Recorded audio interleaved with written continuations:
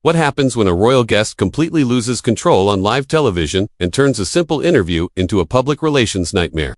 Well, buckle up, because what unfolded between Prince Harry and Savannah Guthrie on the Today Show was nothing short of explosive. We're talking about a meltdown so spectacular that it ended with security being called and a guest being physically escorted from the studio. Before we dive into this incredible story, make sure you hit that subscribe button and let me know in the comments what you think really triggered Harry's outburst. The morning started like any other at the Today Show studios in New York. Savannah Guthrie had arrived early, as she always did, reviewing her notes for what was supposed to be a straightforward promotional interview.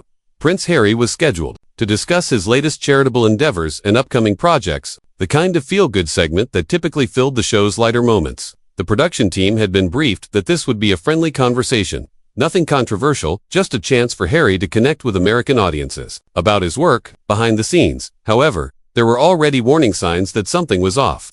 Harry had arrived at the studio nearly 30 minutes late, which immediately put the production schedule behind. When he finally walked through the doors, staff members noticed his demeanor was unusually tense. Gone was the characteristic charm and easy smile that had made him a media favorite for years. Instead, he seemed agitated, constantly checking his phone and barely acknowledging the crew members who greeted him. The makeup artist later told colleagues that Harry had been difficult to work with, fidgeting constantly and making sharp comments about the lighting and camera angles. He complained that the chair wasn't positioned correctly, that the background looked cheap, and that the entire setup was beneath his standards. When a junior producer politely suggested some minor adjustments to make him more comfortable, Harry snapped back with a comment about how American television clearly didn't understand proper protocol. Savannah, meanwhile, was completely unaware of the brewing storm. She had always maintained professional relationships with her guests regardless of their status or background, and she approached this interview with her usual thorough preparation. She had researched Harry's recent activities, prepared thoughtful questions about his charitable work,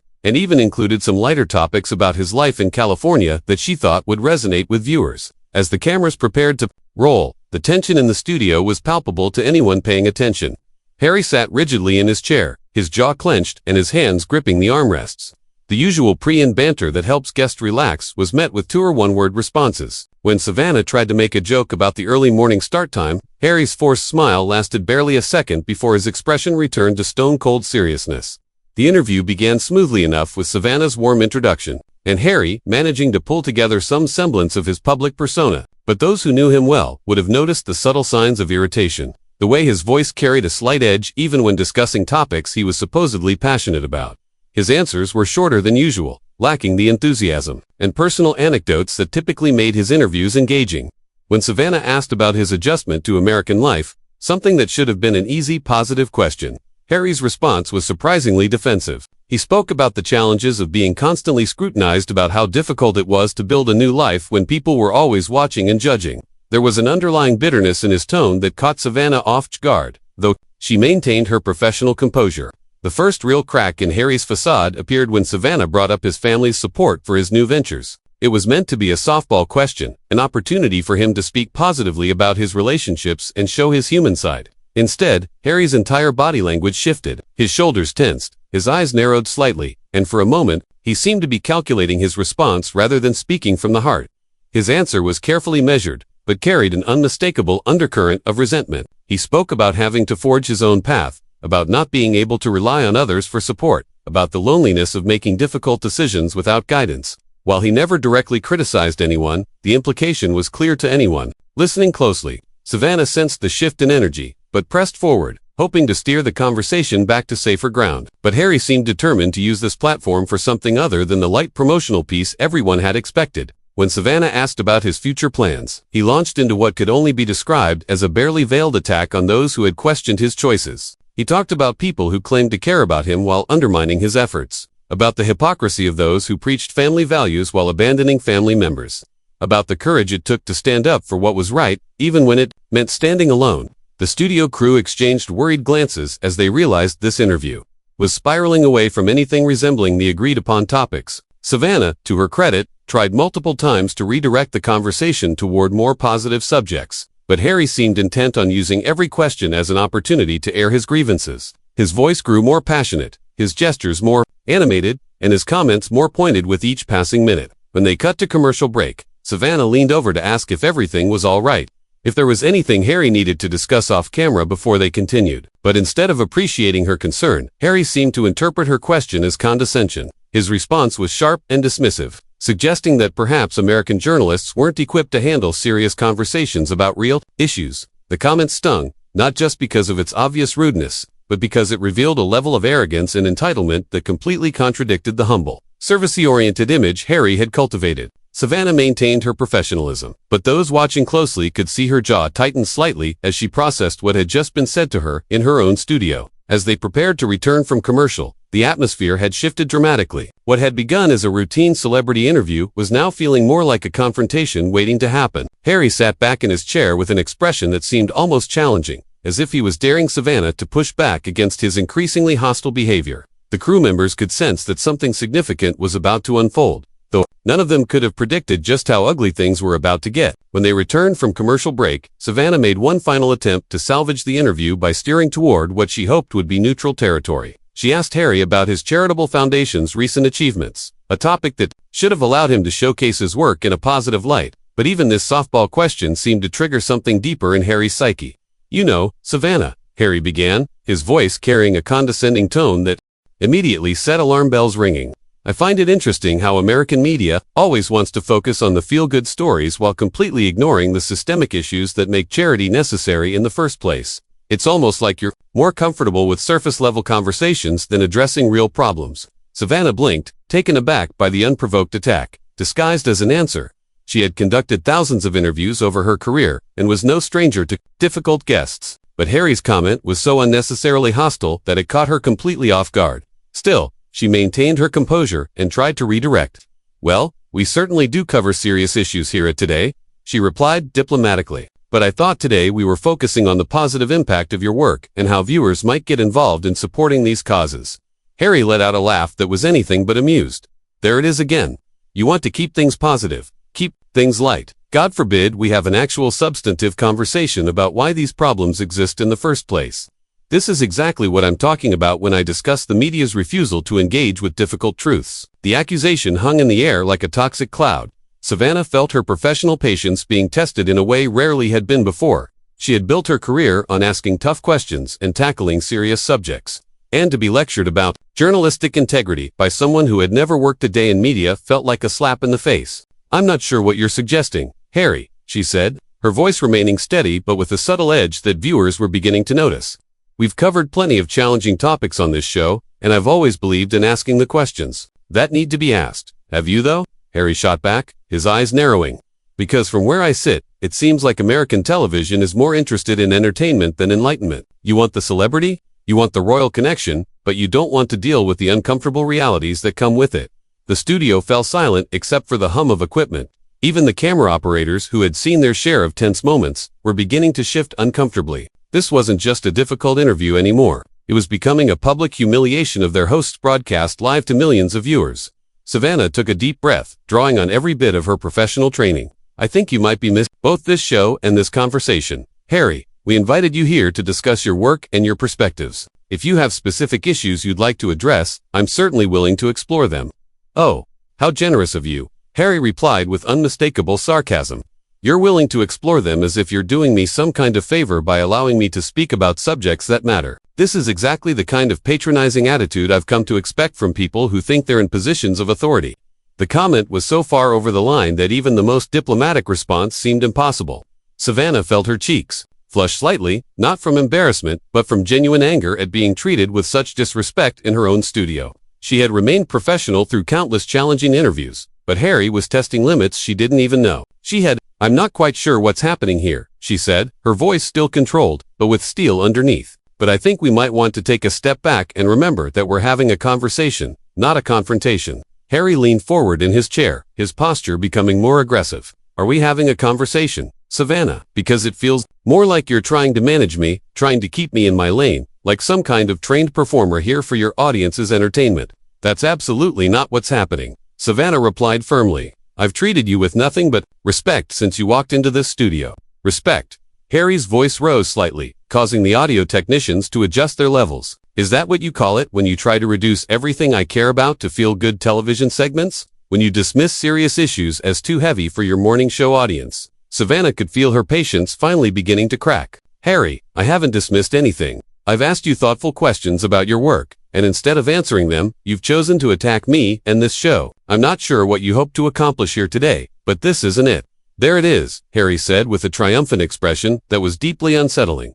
The real Savannah Guthrie. Scratch the surface just a little bit, and the professional facade crumbles. You can't handle being challenged, can you? You're used to guests who play along with your little format, who give you the sound bites you want for your highlight reels. The accusation was so unfair and so clearly designed to provoke a reaction that Savannah found herself fighting to maintain the composure that had served her throughout her career. She had conducted interviews with world leaders, covered major breaking news stories, and faced down politicians trying to dodge difficult questions. But something about Harry's entitled arrogance was pushing buttons she didn't even know existed. "I think you're projecting quite a bit here," she said, her voice carrying a warning that anyone paying attention would have recognized. "I've been nothing but professional with you, and I don't appreciate being lectured about journalism by someone who's never actually practiced it." Harry's eyes flashed with something dangerous. "Oh, so now we're talking about qualifications. That's rich coming from someone who probably got her job based more on her ability to smile at a camera than her journalistic credentials." The comment landed like a physical blow.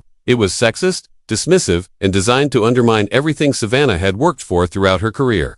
The silence in the studio was deafening as everyone processed what they had just witnessed. Harry had crossed a line so clearly and so deliberately that there was no pretending this was anything other than a personal attack. Savannah's composure finally cracked, not into anger, but into something much more powerful. A cold fury that made her voice deadly quiet. "Excuse me, you heard me perfectly well," Harry continued, seemingly oblivious to the dangerous territory. He had entered this entire industry as built on pretty faces and manufactured personalities. Real substance, real courage to ask difficult questions, that's much rarer than you'd like to admit. "I think," Savannah said, her voice carrying a level of authority that made everyone in the studio sit up straighter. "You need to be very careful about what you say next." But Harry, either too arrogant or too caught up in his own sense of righteousness to recognize the warning, pressed forward with what would prove to be his final mistake. "Careful. Why should I be careful? Because I might upset the delicate sensibilities of morning television, because I might say something that doesn't fit into your comfortable little world where everyone pretends difficult truths don't exist."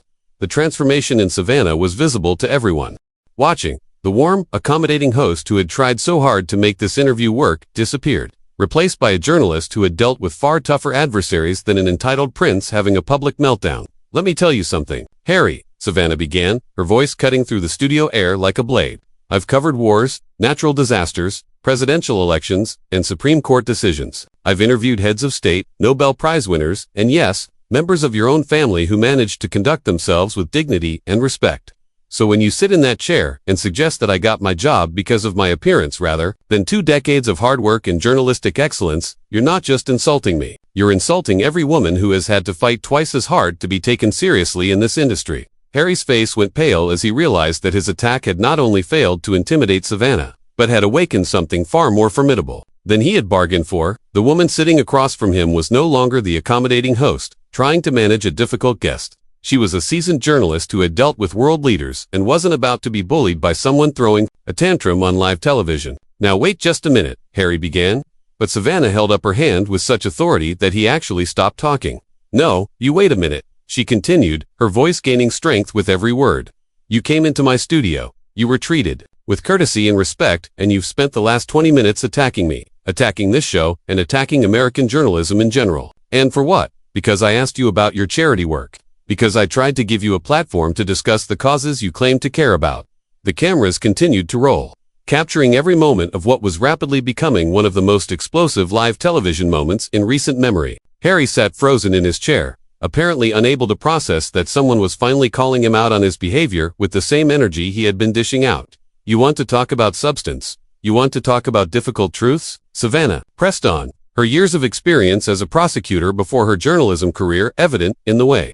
She systematically dismantled his position. "Then let's talk about the truth of what just happened here. You showed up late, you were rude to my staff, you turned every question into an opportunity to air your personal grievances, and when I try to maintain some semblance of professionalism, you decided to attack my qualifications and suggest that I'm just a pretty face reading a teleprompter." Harry finally found his voice, but his response revealed just how far out of his depth he truly was. "You're putting words in my mouth. I never said." "Oh, but you did say it." Savannah interrupted, her tone becoming even more pointed. And you said it on live television to millions of viewers. You said it because you thought you could come in here and steamroll an American journalist the way you've apparently been allowed to steamroll people in other situations. Well, this isn't one of those situations, and I'm not one of those people. The production team watched in fascination as Harry began to realize that his usual tactics weren't working. His entitled behavior, which had probably been enabled by people afraid to challenge someone with his status, was meeting its match in a woman who had built her career on holding powerful people accountable. I think you're overreacting, Harry said weakly, his earlier bravado completely evaporated. I was just trying to have a meaningful conversation about serious issues. Savannah let out a laugh that was both incredulous and cutting. Meaningful conversation. Is that what you call telling me that American television doesn't understand serious issues? That I'm more interested in entertainment than enlightenment? That I probably got my job based on my looks rather than my abilities? If that's your idea of meaningful conversation, then I'd hate to see what you consider an insult. The studio crew had never seen anything quite like this. Guests occasionally became difficult, but they had never witnessed someone so thoroughly and publicly dismantled on live television. Harry looked around desperately, as if hoping someone would rescue him from the situation he had created. But everyone's attention was focused on Savannah as she continued her methodical destruction of his credibility. You know what the real irony is here, Harry? She continued, leaning forward in her chair. You came on this show supposedly to talk about your charitable work, your commitment to making the world a better place, your dedication to service. But what you've actually demonstrated is an incredible level of self-absorption, disrespect for others, and a complete inability to engage in civil discourse when someone doesn't immediately defer to your every opinion. Harry's mouth opened and closed, like a fish out of water. He had clearly expected to be able to control this narrative, to use his status and charm to deflect any pushback. Instead, he found himself facing a journalist who was not only unimpressed by his title, but was actively holding him accountable for his behavior in real time. I don't think I have to sit here and be attacked, he said, starting to stand up from his chair. Sit down, Savannah commanded, with such authority that Harry actually complied before he realized what he was doing. You started this conversation by attacking me and this show. You don't get to play the victim now that someone is finally responding to your behavior with the same energy you brought to this studio. The power dynamic had shifted so completely that even Harry seemed stunned by the transformation. The entitled prince, who had walked into the studio expecting differential treatment, was now being dressed down by a journalist who had clearly had enough of his nonsense. Furthermore, Savannah continued, if you think this represents how Americans respond to being bullied, you've seriously misjudged the situation. We don't bow and scrape to people just because they have titles. We judge people by their actions, their character, and their ability to treat others with respect. And by those standards, your performance here today has been absolutely disgraceful. Harry made one final attempt to regain control of the situation. I think perhaps we should end this interview now. This clearly isn't going the way either of us intended. Oh no, Savannah replied with a smile that didn't reach her eyes. You wanted a meaningful conversation about difficult truths. Remember, you wanted substance instead of surface-level pleasantries. Well, here's a difficult truth for you.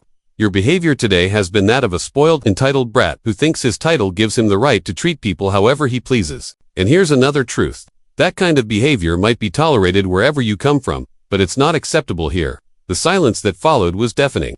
Harry sat in his chair, looking like he had been physically struck, while Savannah maintained her composure with the satisfaction of someone who had finally said what needed to be said. The camera operators continued filming, knowing they were capturing television history. Finally, Harry stood up again, this time with more determination. I don't have to listen to this, he said, removing his microphone. You're absolutely right, Savannah agreed. You don't have to listen to it, but you did have to hear it, and so did everyone watching. Security will escort you out.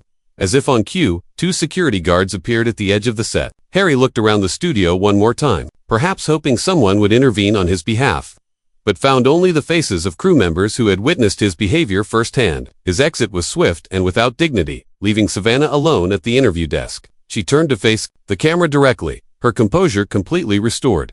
Well folks, that's certainly not how we plan to spend this segment of the show. But sometimes journalism means holding people accountable for their words and actions regardless of their status or position. We'll be right back after this break with the weather forecast. What happened in that studio became the most talked about television moment of the year. A perfect example of what occurs when entitled behavior meets professional accountability. Make sure to subscribe for more incredible stories like this one and let me know in the comments. Do you think Savannah went too far, or did Harry get exactly what he deserved?